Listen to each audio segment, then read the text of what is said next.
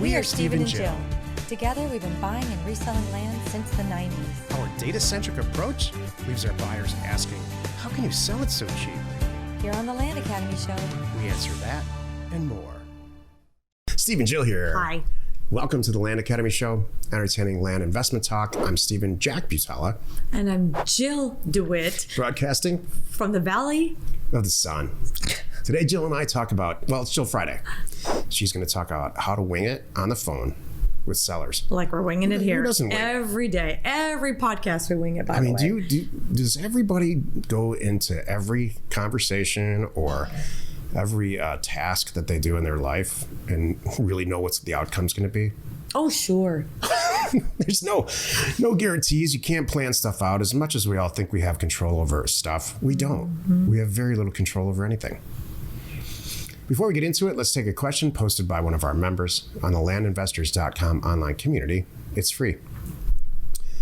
If you don't already know about it, please check out neighborscoop.com.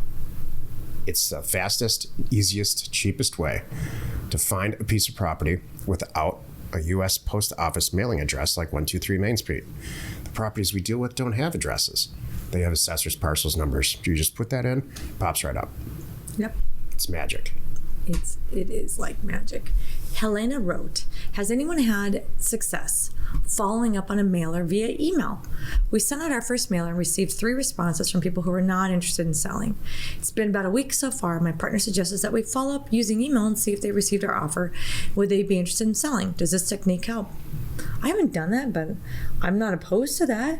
The only thing you got to be careful of is the spam laws. Go for it. Not if they called you. No, and I'm saying, no, the people that did reach out. But if you like skip trace everybody somehow and get their email addresses, because you're not getting that off your data, I'm telling you that. You got the address. But you could skip trace and get emails and phone numbers, and you got to just be a little bit careful. But the people who did email me, if there's a hint, here's what I really do though.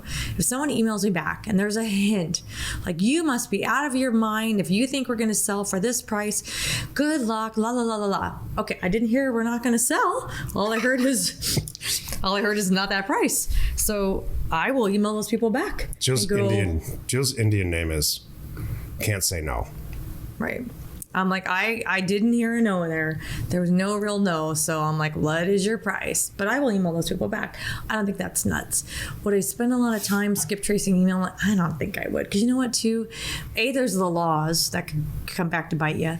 And B, you know, how much of all of our emails are getting so good nowadays? How much is going into spam? I think it's like, what? I can't think of probably a big time and money waste. So that's a very nice and polite way to answer that. Okay. I'm going to counterbalance that. This is the worst. Hi, I'm Yin, meet Yang. This is the worst idea I've ever freaking heard. There we go. Ever. Sure. Here's why people email. Because they don't want to talk on the phone. Take this from me. That's why people text. I text you all the time. I don't talk to her on the phone that much because I don't want to. I call him. He doesn't call me. Here's why. Because I don't want any emotion. There's no emotion in an email, or there's no emotion in a text. You just get stuff done. Oh, there's emotion there. People pick up on emotion. When you calling people on the phone is an integral, necessary, imperative thing to do in our business. It's not if you own a convenience store, you don't have to call anybody. You don't call your customers in a convenience store. You just you just watch the money. This is an integral part of what we do. And one of the reasons we're so successful at it, and many, many, many of our members are very successful at it, is because they're very natural and comfortable on the phone. So no, please don't email anyone. When the deal's done, you can email back and forth all you'd like to get a transaction done. But even then, I think it's better to talk on the phone because stuff goes sideways in transactions. When you talk to somebody on the phone that's buying a property or that you're buying property from, you're establishing trust. And the more phone time I took a lot of sales training classes a long time ago because accountants are famous for not having any personality, and I'm no exception to that. And so when you're in accounting, they put you through all these classes like, here's how you deal with customers, and here's how you manage the people that you're working for and with and all of that.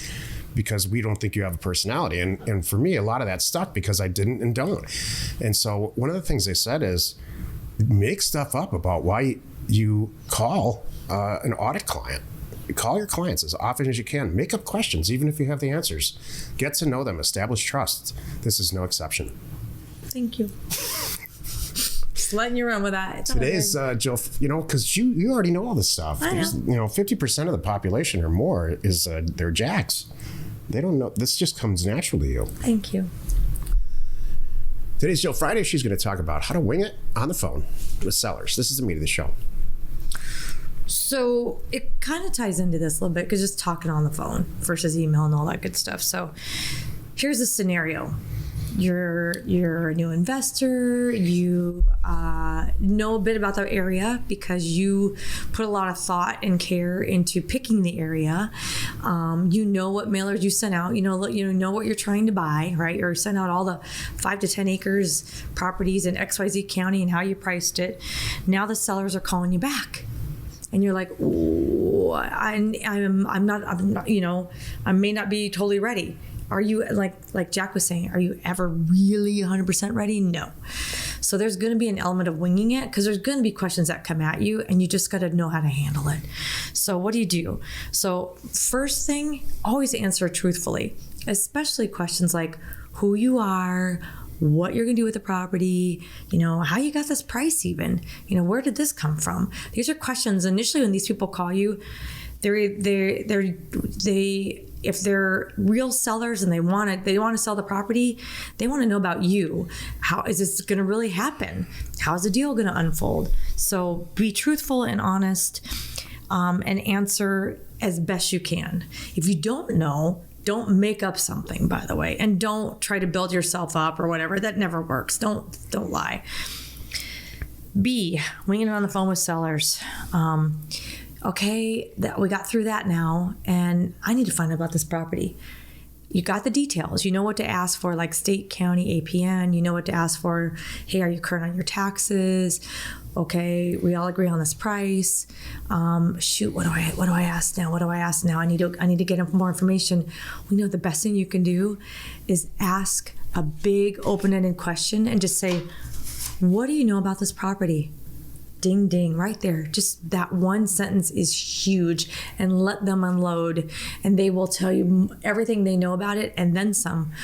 Okay, my dad bought it in 1962. He and my mom and I were going to do a cabin. Never happened. Mom passed on.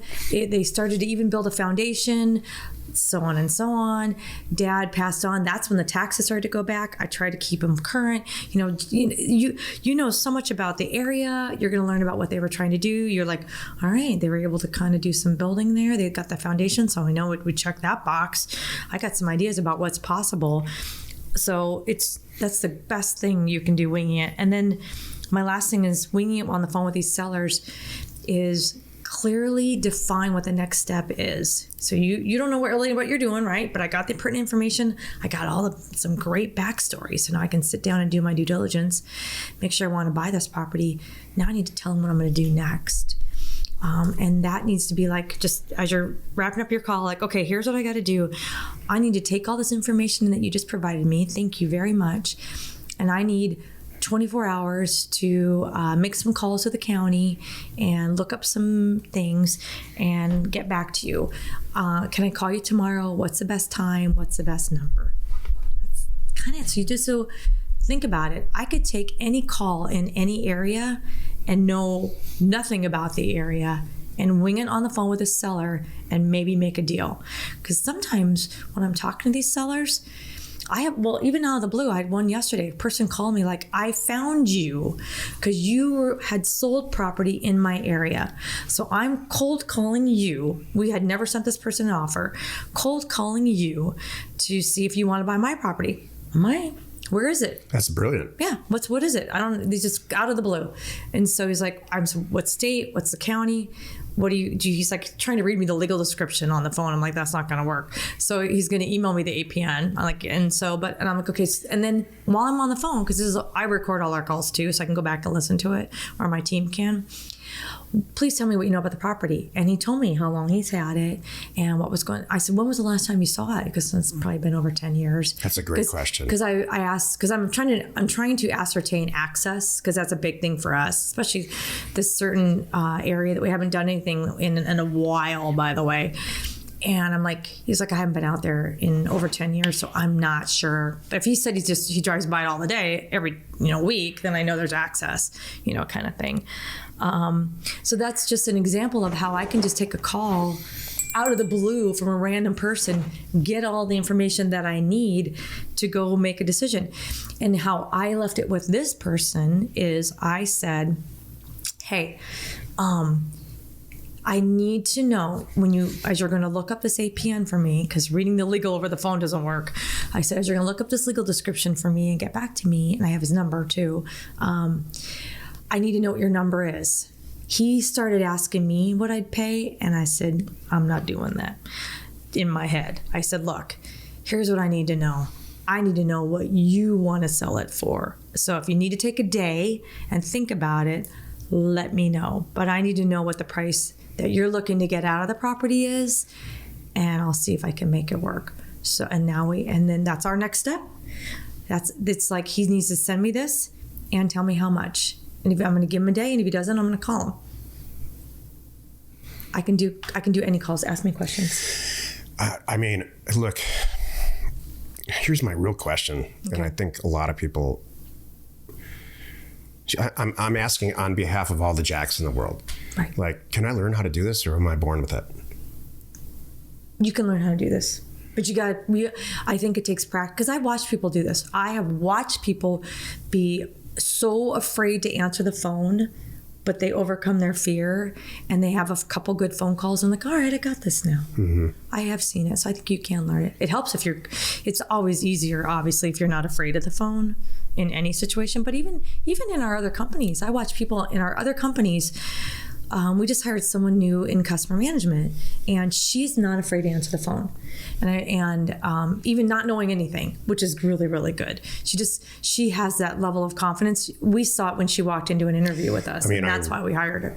I decided to hire her inside of 5 seconds. Right. Same here. Maybe 10. I had on the phone call with her, my initial phone call with her. She's like, you could just hear the calmness and I don't know, but I'll figure it out. Yeah, exactly.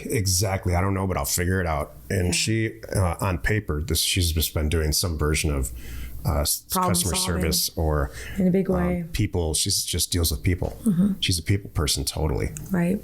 Not data or anything else. So now I haven't really checked on her lately, but which is great.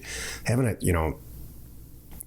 a free thinking, self-starting employee is what everybody wants. Exactly. You get stuff done and you don't have to manage them.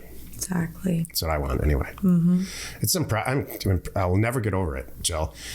I'm so impressed with how you handle people on the phone. I don't care who it is. It's just truly a developed talent, probably based off of something you were born with that you've just had 20 or 30 years of developing. Mm-hmm. I'll tell you what you do, and I don't know if you do it consciously, is you get what you want. You get what you want by just winning people over. Thanks. Including a purchase price on a piece of property. Thanks. I appreciate that. I'm truly not, you know what it is for me, I'll end it on this. The big thing for me, like you watched me today in the bathroom, have a phone call come in, and I don't know who it is, but I'm like in the back of my head thinking this could be a buyer. I'm always thinking that, or this could be a seller. Mm-hmm. That's always in my head. So like, I need to answer the phone. I've got to. Who was it? It was our neighbor with a pool guy. Oh. It was our neighbor calling me back because I'm like, I need a new pool guy. Who's your pool guy? You know what we did the first thing we did when we moved into this house after it was reasonably redecorated? We threw a raging lunatic party. It's true. And so on Jill's suggestion, let's get to know everybody. Yeah. So we're all in this together on this block. So let's do it. And now it pays off. We all talk to each other, sure. Because we've accidentally flooded our neighbors' yards. Thank goodness they know us and like us. Jeez. And I bought their kids toys at the party. Thank goodness, because boy, that could have gone differently. So, oh yeah, it's hilarious. So there you go. Happy you could join us today. 5 days a week, you can find us here on the Land Academy Show. Join us next week for another interesting episode, because you are not alone in your real estate ambition. Wow. How you doing there? Good. Good. It's Friday. I'm glad. Oh, this is going to take a little bit. We got a couple things in the works. So just Land Academy enrollment is open. I'm going to rattle off a few things. Land Academy enrollment is open. We are working on phone answering systems for you. We're working on notarizing documents for you. We have a lot of things that we are trying to solve for you, because that's just who we are. We are Jack and Jill. Information and inspiration to buy undervalued property. We hope you find our content valuable, and we appreciate your support. If you have not already, please check out our channel and hit the subscribe button. And your comments and suggestions help us to create the content you're here for. Hitting the like button helps to support our channel's algorithm and gauge your interest for future shows.